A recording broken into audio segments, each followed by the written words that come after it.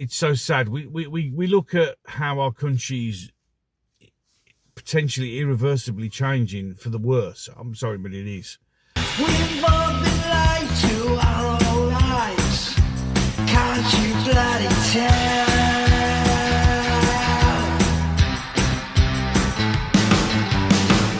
Across the ocean.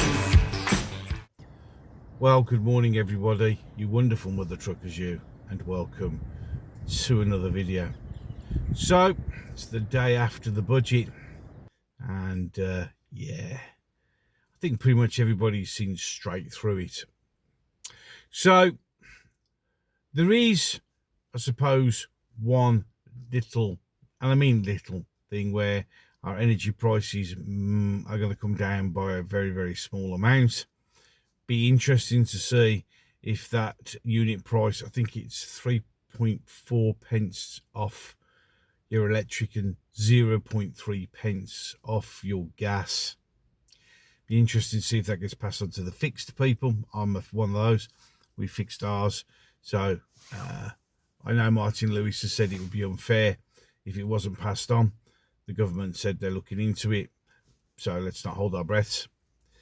And yeah, that's pretty much it. Well, except of course the fact that we're also in a situation where last winter we were literally on the verge of the grid collapsing. I mean, it was really close for us to be having blackouts, cascade failure, because we don't produce enough electricity. Yeah, we don't produce enough electricity, so let everybody have electric cars. Yeah, any case. And then also it now turns out that if we have a really bad cold snap, lasts about a week, we'll run out of gas. I've mentioned this before when I was talking about, I think it was last year actually, last winter. I was talking about we used to have in Birmingham these big towers. The gas towers we used to call them, because that's exactly what they were. And what they were scaffold towers.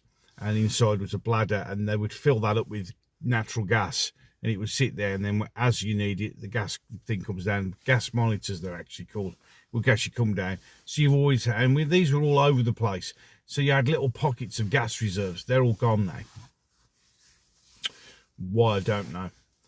So we're in a situation where we could really run out of gas if we get a really cold winter, which I've got a feeling we probably will do. We're due one. We're due a really cold winter. Last year, we were lucky that it didn't really get that cold here in the United Kingdom. And as you can see by the opening shot, yesterday it was a heavy freezing frost, and it was cold. When I was recording that video in the car in the morning, yeah, I know I'm another one of those bores in the car, as some people call us. Oh well. It was registering 1 degree. Today, this morning, as you can see, it's now 11 degrees. Well, actually, excuse me, while I just flick on my thing and I'll have a look and see what the temperature outside is at the moment. It's 10 degrees. So it's 10 degrees. So in one day, we've gone from 1 degree, thick, heavy frost, cold, frosty morn, to a sort of a damp, warmish kind of morning. That's the UK.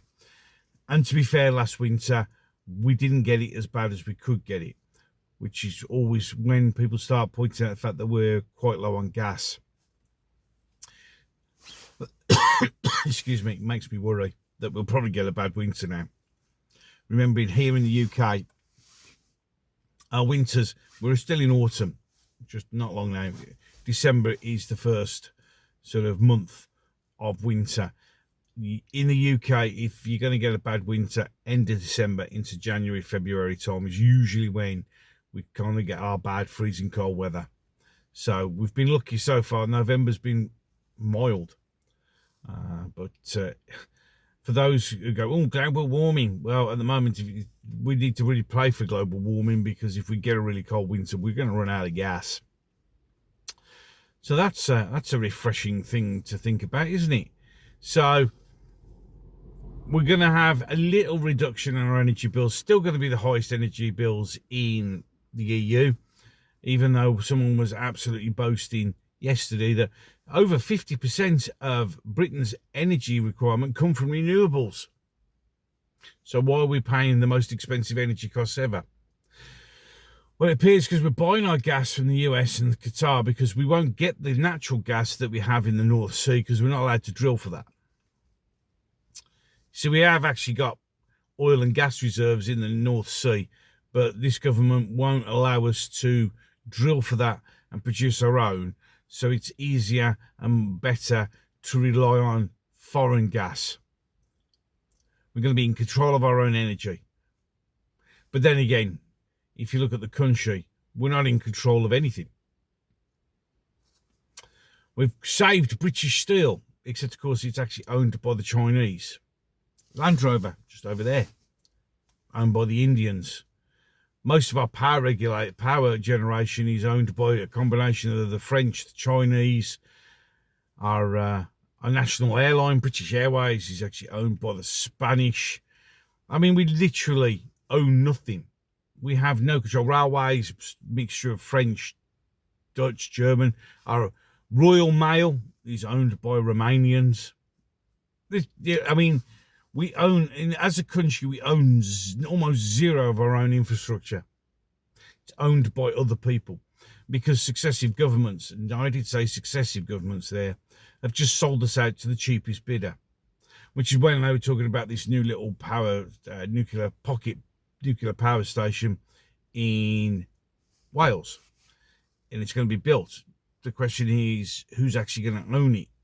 You see, we've created British energy, but we don't own any of it. We don't build any. Well, you know, we build wind farms, yeah, but all the stuff that we need to build the wind farms, yeah, they're built here, but all the stuff that we need, we don't build in this country, we import. Now, we got solar panels. We don't build that many solar panels here. We import them from China. You see, we're in a situation where this country's been sold out in more ways than one. So you have to ask yourself the question, we're in a position where we're being held ransom by other countries. It's just, it's so sad. We look at how our country's potentially irreversibly changing for the worse. I'm sorry, but it is. And then you look at the fact that we own nothing. We don't produce anything anymore. I mean, I live just outside Birmingham, which once known as the city of 1,000 trades. Not that many now. And then you just look at how it's all going on with that. And then you look on your high street and there's empty units. And if they're not empty, they're Turkish barbers, nail bars and fast food restaurants, all not owned by English people. We have fish and chip shops, which are predominantly owned by Asians and Chinese people. We don't even own fish and chip shops anymore. It's just, it's really, really sad to see. And it's something that I keep pointing out is when we get a new government, they're going to be the most unpopular government in the country after about 6 months, because of the things that they're going to have to do to try and fix this mess aren't going to be popular. And that's the other thing that, you know, Reform or Advance or whoever has got to address. Not only have you got to get people to vote you in, you also need to be able to bring those same people along the difficult journey with you. And that's where the problem will be. Now, some might say, Labour supporters predominantly will go, yes, but we're on a difficult journey now. No, you see, you're not. You're not. We're not on a difficult journey now. We are, but it's because you keep making it difficult. Rachel Reeves has so far borrowed 117 billion. The IMF have admitted that if Britain fails, they don't have enough money to cover saving us. And that 117 billion is actually more than the money that was required to bail out the banks when they had their crash. And the best thing is, she's done it in 7 and a bit months. Yeah, people pat her on the back and say she's the greatest Chancellor ever. Well, of course, it's not the greatest Chancellor ever. It's the first female Chancellor ever. Yeah, a DEI hire, I would say. And yeah, it's worked out so well, hasn't it? Keep saying many times, it's not about your sexuality, your skin colour, or anything like that. It's not about that. It should be, it should be really about whether or not you're the person to be able to do the job. And if you're not the person to do the job, you shouldn't have it. We should always have the best in the job, but we don't. And that shows so much in everything that we do. We don't employ the right people. We employ the wrong people, but they do tick the right boxes. So we're in a mess financially. Now, a lot of the things that were announced in the budget yesterday, for whatever reason, don't kick into 2027, 2028, 2029. So I'm still trying to figure out how you can do what you do and say you're balancing the books when, by just a quick scan, at least 80% of the tax you're going to get isn't going to start being collected for at least another 3 years. Perhaps that's, I don't understand it. That would be akin to saying to your landlord, I haven't got the rent, but in 2028 I'll be able to pay it. And they go, oh, okay, that's fine. That's of course the only one that actually matters, which is the removal of the 2-child cap, which is for one demographic only, pushed by that demographic's MP sitting in Parliament. That kicks in April. Oh, and that little energy thing that I told you about. Yeah. Other than that, all the other things that she's banking on, not for another 2, 3, 4 years. Amazing, isn't it? Don't know how you can do that. How's that balancing the books? Any case, enough. Ways to support the channel down below. If you like what I'm doing, agree with what I'm saying, just hit the subscribe button, completely free. Don't forget to ding the bell, select it to all. You can like, you can share, you can comment. Bit like dinging the bell. YouTube will probably ignore the fact you ding the bell and they might delete your comment because, well, reasons. If that's the case, then come up on the screen right now.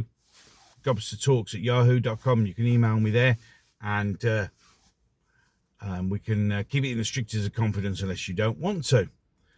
There you go. That's it. The morning video done. Probably won't get out till late afternoon because it's hard to do the times. Because some people say, why did you do it in the car? It's the only time I get to do it. And that's why sometimes I could do it first thing in the morning and then you don't get it till late afternoon because I'm busy doing other things. Inconvenient having a life other than doing this. I'd like to do this all the time in a nice warm room, but I can't. So it is what it is. Any case, I'm done. So until the next one. You said to me that you can't stand the world you're living